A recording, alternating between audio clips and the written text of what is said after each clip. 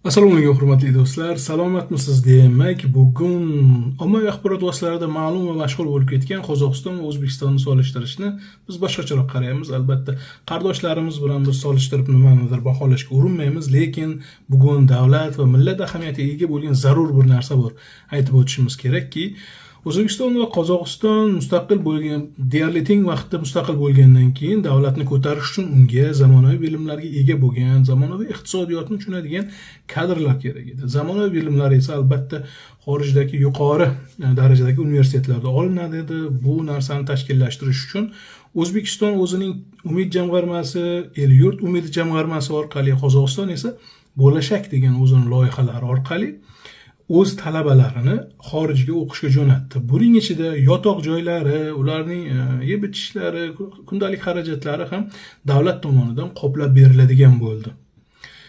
O'zbekiston 3,5 ming insonni bugungacha o'qitgan. 3,5 ming atrofida deylik, ba'zi bir ma'lumotlar chalkash bo'lsa.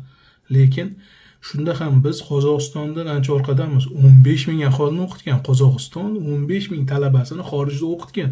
Doktorantura, o'sha PhD masalalari, doktorlik yoki magistratura masalalari bu yerda ketyapti va qaytib kelgan talabalar albatta davlatda katta mavqelarga ega bo'lishadi va bu insonlar davlatning turli sohalarini oldinga ketkazish uchun xorij tajribasini va davlatni kuchaytirish uchun kuchli kadrlarga ega bo'lish kerak edi. Qisqaroq qilaman. O'zbekistonga kelgan aksar kadrlar xabaringiz bor. Davlatning turli mansablariga joylasha olishdi yoki yordamchi bo'lib joylashishdi yoki harakat qilib ko'rishdi yoki keldilar va qaytib ketdilar. Muammolar juda ko'p bo'ldi. Mansabidan ayrilib qolishdi. Xohlamaganlar bu xorijda o'qib kelgan insonlarni yomonotlik qilib mamlakatdan chiqarib ham yuborishdi.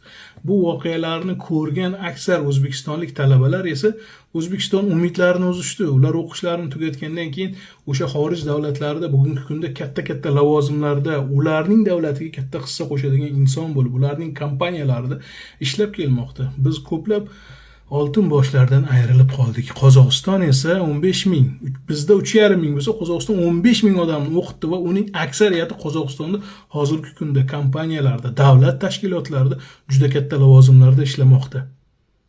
Tushunyapsizmi? Bizning rivojlanishimiz nafaqat pul, korrupsiya, mansabparastlik orqasidan yo'qotilgan oltin boshlar evaziga ham kelmoqda.